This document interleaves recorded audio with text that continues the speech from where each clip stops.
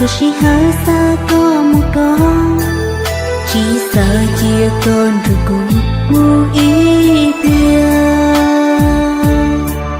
Có thìa vô tu cứ sợ nhỏ riêng, tu sợ nhỏ đời có sợ mòn. Thôi chỉ hơi xa mua có sự, chỉ sợ chia con rồi cũng ngu ý bia.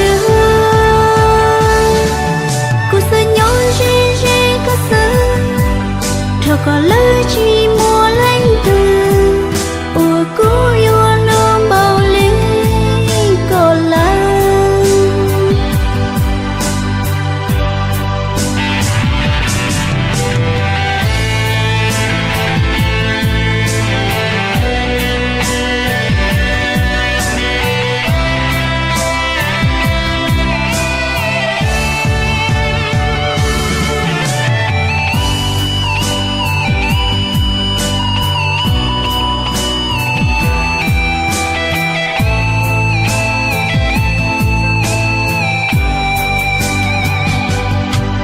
Cô sẽ nhon đời có sương đĩa, số số mô xa mua con gió, xa bừng đôi có ý ra ta mô ly. Cú xa nhon riêng nó có lúc lâu thiêng. Cô sẽ nhon đời có số mòn, số chỉ hơi xa mua có sương, chỉ sợ chia con rồi cùng muốn ít bia.